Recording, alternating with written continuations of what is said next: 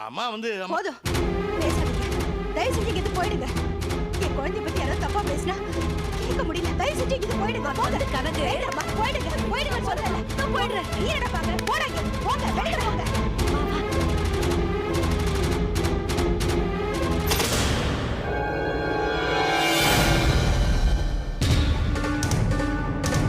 என்னென்ன அண்ணியே சத்தம் போடுறாங்க? கௌரி எங்கடா? ரூம்ல அம்மா கூட இருக்கா. என்னமோ தெரியலப்பா, 2 நாளா கௌரி அப்நார்மலாவே இருக்கா. நேத்து காலையில இருந்தே கௌரிக்கு ரொம்ப ஜுரம்.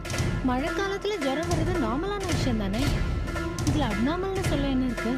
ஜுரம் வர்றது நார்மல் தான். ஆனா அந்த ஜுரத்துக்காக ஊசி போட வந்த டாக்டரை தலை தெற்க கௌரி ஓட விட்டது அப்நார்மல் தானே. வந்த டாக்டர் அம்மா ஏதோ கோவத்துல கௌரிக்கு பைத்தியம் பிடிச்சிருக்கு, அவளை சைக்காட்ரிஸ்ட் கிட்ட காட்டுங்கன்னு சொல்லிட்டு போயிட்டாங்க.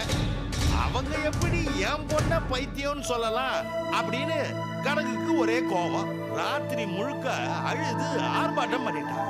போதா குறைக்கு கௌரிக்கு அம்மா குடிக்கிறதுக்கு பால் கொண்டு வந்து கொடுத்துருக்காங்க. பாலை குடிச்ச கௌரி அப்படியே வாமிட் பண்ணிருக்கிறா. அவ வாமிட் பண்ண பால் அம்மா கண்ணுக்கு ரத்தமா தெரிஞ்சிருக்கு. இவங்க கத்தி கதறி போட்ட கூச்சல் என்னன்னு வந்து பார்த்தா எனக்கு என்ன பண்றது, நம்பறதா இல்லடா இது நம்பர்தா அது இதுன்னு சொல்லிட்டு இருக்க. சத்தியமா சொல்றேன், அது ரத்தம் தான், என் கண்ணால பார்த்தேன். ஐயோ எப்படிமா, எப்படி உங்க கண்ணுக்கு ரத்தமா தெரியறது, எங்க கண்ணுக்குலாம் பாலா தானே தெரியுது. ஏன்டா கோதண்டம், உங்ககிட்ட நான் போய் சொல்லுவேனா? உண்மையை சொல்றேன்டா, அது ரத்தம் தான். என்ன என் பொண்ணுக்கு பைத்தியங்கிற மாதிரி தான் எல்லாரும் பேசிட்டு இருக்கீங்களா? கௌரி ரத்தம் வாங்கி எடுக்கிறதா கத்தினீங்களே, வந்து பார்த்த போது அங்க ரத்தமா கொட்டி கிடந்துச்சு, பால் தானே கிடந்துச்சு. அப்போ யார் பைத்தியம்? நீங்க தானே பைத்தியம். உங்களுக்கு தானே பேய் பிடிச்சிருக்கு. பாருங்க, இனிமே யாராவது என் குழந்தைய பத்தி பேசுனீங்க எனக்கு கெட்ட கோவம் வரும். அப்புறம் நான் மனுஷியாவே இருக்க மாட்டேன் சொல்லிட்டேன். என்னடா இது? ரத்தத்தை தான் நான் பார்த்தேன்.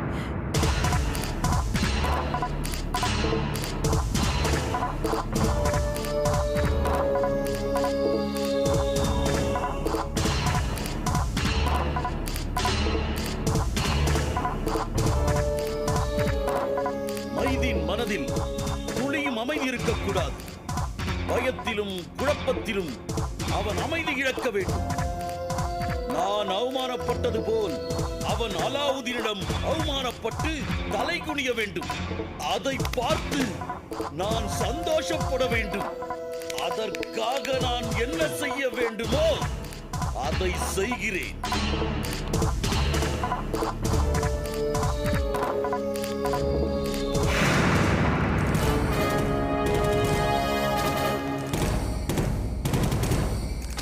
என்ன அப்துல், அவை கூடுவதற்கு முன்பே வந்து அமர்ந்து விட்டாய், என்ன விஷயம்? மன்னா, மூசாவை அடிபணிய வைக்க என்ன செய்யலாம் என்று யோசித்துக் கொண்டிருந்தேன். ஏதாவது வழி கிடைத்ததா? கிடைத்தது. தாங்கள் அனுமதித்தால் அதை சொல்ல தயாராக இருக்கிறேன். அதற்கு எதற்கு என் அனுமதி? உபயோகமான ஆலோசனை எதுவாக இருந்தாலும் உடனே சொல். பொதுவாக ஒரு விஷயத்தை எளிதில் செய்து முடிக்க சின்ன மீனை போட்டு பெரிய மீனை பிடிக்க வேண்டும் என்று சொல்வார்கள். ஒருவேளை நமக்கு தேவையானது சின்ன மீனாக இருந்தால் அதை பிடிக்க பெரிய மீனையும் உள்ளில் மாட்ட தயங்கக்கூடாது. இதுதான் என் தந்திரம். என்னத்த தந்திரமோ இந்த மன்னனுக்கு ஓரளவும் புரியல. உன் தந்திரம் எனக்கு புரியவில்லையே. விளக்கமாக சொல்லுகிறேன் கேளுங்கள். தாத்தாவை மிரட்டி பேரனை அடக்குவதுதான் என் திட்டம் மன்னா. அது எப்படி சாத்தியப்படும்? எப்பொழுதும் நேரடி விஷயத்துக்கு சாத்தியப்படாத விஷயம் தலைகீழ் யோசனைக்கு சாத்தியப்பட்டே தீரும். தாத்தா அலாவுதீன் நம்மிடம் போட்டியில் தோற்று பதவியை இழந்து பூலோகவாசியாக வாழ்ந்து வருபவர். அதாவது அவர் நமது கட்டுப்பாட்டில் இருக்கும் பெரிய மீன். பேரன் மூசாவோ நம் கட்டுகளை உடைத்து நிற்கும் சிறிய மீன். அந்த வகையில் நம் கட்டுப்பாட்டுக்கு அடங்காத மூசா நிச்சயமாக தாத்தாவின் சொல்லுக்கு கட்டுப்பட்டே தீருவான். உண்மை உண்மை. மேலே சொல்லு. ஆதலால் நாம் மூசாவிடம் நேரடியாக மோதாமல் அலாவுதீனை அணுகி 12 வருடத்திற்கு பின் உனக்கு ராஜ்யம் வேண்டுமானால் தண்டனை காலம் முடியும் வரை உனது குடும்பத்தினர் எவரும் இந்த பூதலோகம் வரக்கூடாது என்று கட்டளையிட வேண்டும். அதன் மூலம் இந்த மூசாவின் கொட்டம் அடங்கிவிடும். எந்தவித இடையூறுமின்றி நமது திட்டத்தை செயல்படுத்த முடியும். ஆஹா, அருமையான யோசனை. அப்படியே செய்வோம்.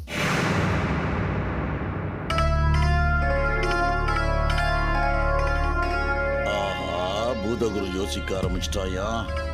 இவன் எதை உளறி நம்ம திட்டத்தை கெடுக்க போறானோ, இவனை முதல்ல ஒழிக்கணும்.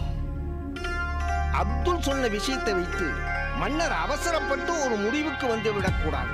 ஏன்? அப்துல் சொன்னதில் என்ன தவறு கண்டீர்கள்? மன்னா, எந்த ஒரு வழக்கிலும் தண்டனை அளிக்கும் போது விதிக்கப்படும் கட்டுப்பாடுதான் முறையானது, முடிவானது. அப்படி இருக்க தண்டனை காலம் முடியும் தருவாயில் இருக்கும் அலாவுதீனுக்கு புதிதாக கட்டுப்பாடு விதிப்பது முறையற்றது மட்டுமல்ல, கோழைத்தனமானதும் கூட. மேலும் மூசாவிற்கு புத்தியும் சக்தியும் மிகப்பெரிய பலம், அது பிறவியிலேயே அமைந்தது. இதையெல்லாம் யோசிக்காமல் அலாவுதீனை எச்சரித்து மூசாவை நமது கட்டுக்குள் கொண்டு வரலாம் என அப்துல்லா சொன்னது மிகப்பெரிய முட்டாள்தனம். இறுதியில் 2 மீன்களுக்கு இடையே மாட்டிக்கொண்டு விழி பிதுங்குவது நாமத்தான் இருப்போம். தயவு செய்து சற்று யோசியுங்கள் மன்னா. பூதகுரு சொன்னது முழுக்க முழுக்க உண்மைதான் மன்னா. அவசரப்பட்டு அலாவுதீனை எச்சரிப்பதில் பயனில்லை. அது ஆபத்தில் தான் முடியும். முட்டாள், முன்பின் யோசிக்காமல் என்னை மாட்டிவிட பார்த்தாய். இது சம்பந்தமாக இனி எந்த யோசனையும் சொல்லக்கூடாது. இது விஷயமாக நாம் தீர ஆலோசித்து முடிவு காண வேண்டிய தருணம் இது. தயவு செய்து அமைதி காத்துருளுங்கள் மன்னா. அமைதியாக இருக்க முடியாது. அப்படி ஒரு சூழ்நிலையில் அந்த மூசா என்னை விட்டுச் செல்லவில்லை. நம் குலத்தில் பிறந்த அவனுக்கு மட்டும் எப்படி அந்த அபூர்வ சக்தி வந்தது? அதை கண்டுபிடித்தே ஆக வேண்டும். கண்டுபிடித்து அந்த குட்டி பூதத்தை அழித்தே ஆக வேண்டும். அடுத்த அமைச்சரவை கூடும் பொழுது இதற்கான முடிவை நாம் எடுத்தே ஆக வேண்டும். எடுங்கள் எடுங்கள், அதுவரை நான் அமைதி காக்கிறேன். நீங்கள் எந்த முடிவை எடுத்தாலும் அதில் உங்களை சிக்க வைக்காமல் விட மாட்டேன்.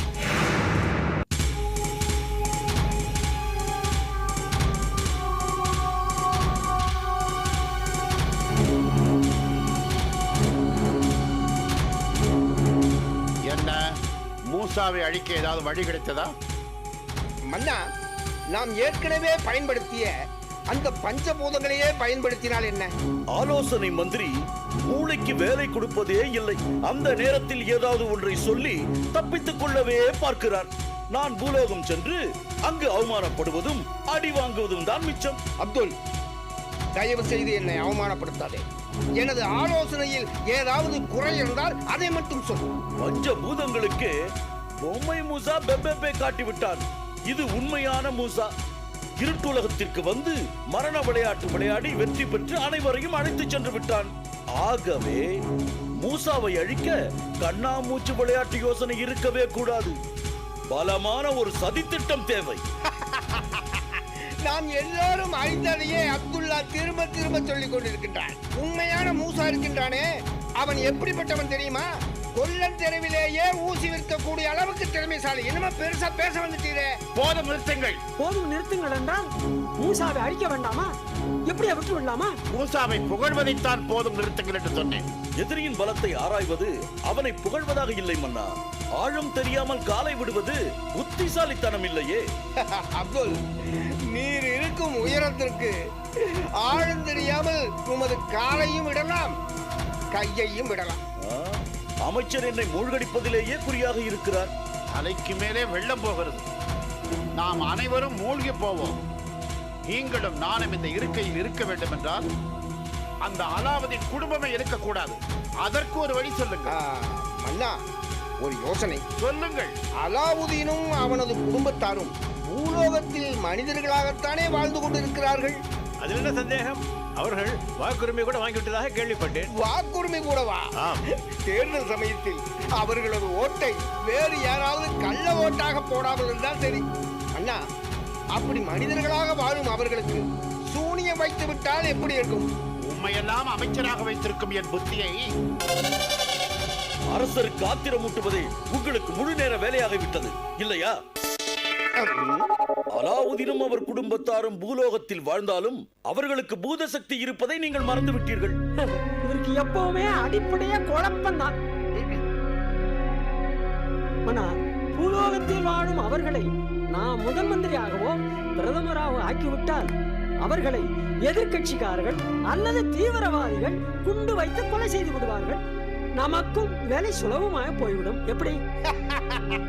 இது எப்படி இருக்கிறது என்றால், கொக்கை பிடிப்பதற்கு முன் கொக்கின் அருகில் சென்று அதன் தலையில் வெண்ணெயை வைத்து அது உருகி ஒழுகிற வரை காத்திருந்து அதற்கப்புறம் கொக்கை பிடிப்பது போல இருக்கிறது.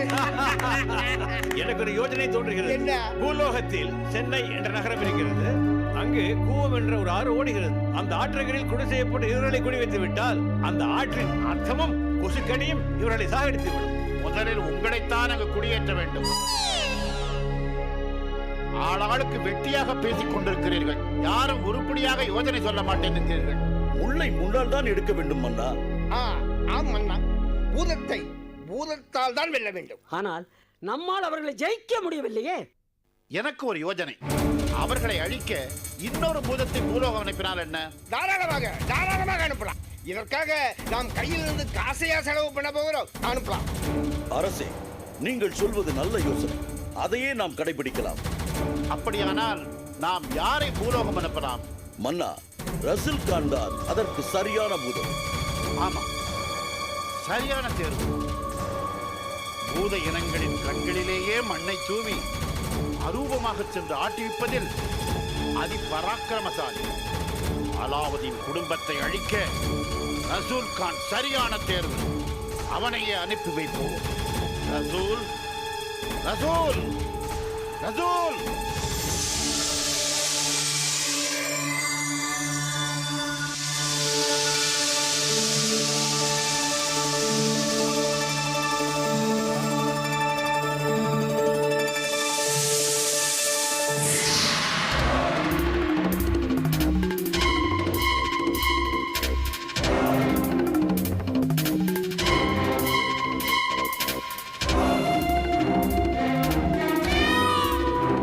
மகாராஜாவுக்கு வணக்கம். ஆணையிடுங்கள், அடிமை காத்திருக்கிறது. அலாவுதீனும் அவன் குடும்பமும் பூலோகத்தில் வாழ்ந்து கொண்டிருக்கிறார்கள். நீ அவர்களை பூண்டோடு அழித்து வெற்றியுடன் திரும்பி வா. உத்தரவு மகாராஜா. சென்று வா.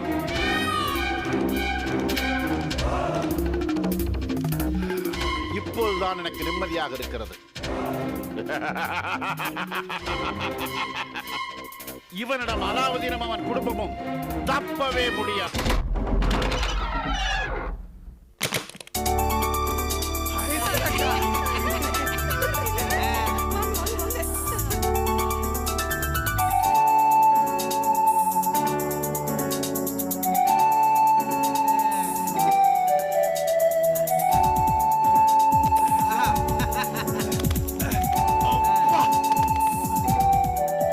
இனிமே நாம தங்கி இருக்க போற வீடு.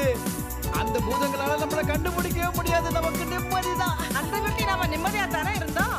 யார் சொன்னது அந்த வீட்டுல நிம்மதியா இருந்தோன்னு? ஏமா அப்படி சொல்ற? பின்ன என்ன மாமா, பூதலோகத்துக்காரங்களோட தொந்தரவு இல்லாத போதும் நம்ம மூசாவை வீட்டை விட்டு வெளியில அனுப்பிச்சிட்டு ஒரு பொம்மை மூசாவை பண்ணிட்டு இதான் நிஜ பூசான்னு எங்களை எப்படிலாம் நம்ப வச்சு கழுத்து அறுத்தீங்க. இதெல்லாம் மறந்துட்டு அந்த வீட்டுல சந்தோஷமா இருந்தோன்னு அத்தை உங்களுக்கு ஜாலரி அடிக்கிறாங்களே. ஏய் ராணி, சும்மா இருக்க மாட்டேன். அந்த கதையெல்லாம் இங்க ஏண்டி பேசுற? சும்மா இருடா. நல்லது நடந்தாலும் கெட்டது நடந்தாலும் அதை நூல் பிடிச்சு போறதா பொம்பளைங்க வழக்கம். ராணி, உங்க மாமா பொம்மை மூசாவை உருவாக்குனாரு. அதனாலதான் நம்ம மூசா நம்ம கூடவே இருக்கான். இல்லைன்னா ஆமா, பொய் சொன்னாலும் கெட்டது பண்ணாலும் அதோட விளைவு நல்ல விதமா தான் அமையணும். இது எல்லாருக்குமே எல்லா விஷயத்திலயும் சாத்தியமான்னு எனக்கு தெரியல. ஆனா நம்ம விஷயத்துல நம்ம அதிர்ஷ்டத்தினால நமக்கு சாத்தியமா அமைஞ்சிருச்சு. அதனால நல்லது மட்டுமே நினைச்சு சந்தோஷப்படுவோமா? ஏய், இப்ப எதுக்கு புது வீட்டுல பழச பத்தின கிளற? நீ வீடு புதுசுதான், நாமெல்லாம் பழசு இல்ல. அதே மாதிரி பிரச்சனையும் பழசுதான். அடடடடடா, எதை சொன்னாலும் அடங்கவே மாட்டாப்பா. டேய் மூசா, அந்த இருட்டு லோகத்துல என்னைய அம்மாவை மட்டும் காப்பாத்திட்டு இவளை அங்கேயே விட்டுட்டு வந்துருக்கணும்டா. சரி சரி சரி, போதும் நிறுத்துறா. உன் பொண்டாட்டி வரலன்னா நீ மட்டும் இங்க வந்திருப்பியா? ஒருத்தர் மேல ஒருத்தர் எவ்வளவு பாசத்தை வச்சுக்கிட்டு ஏன்டா அப்படி பேசுறீங்க?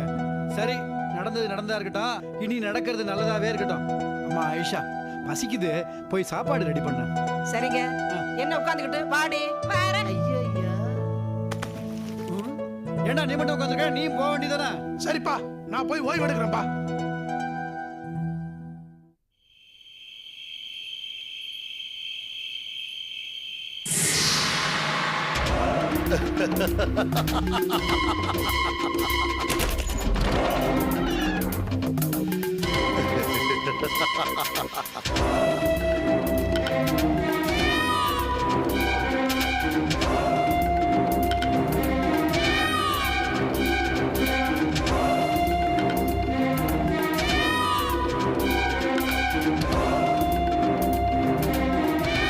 என்ன இது?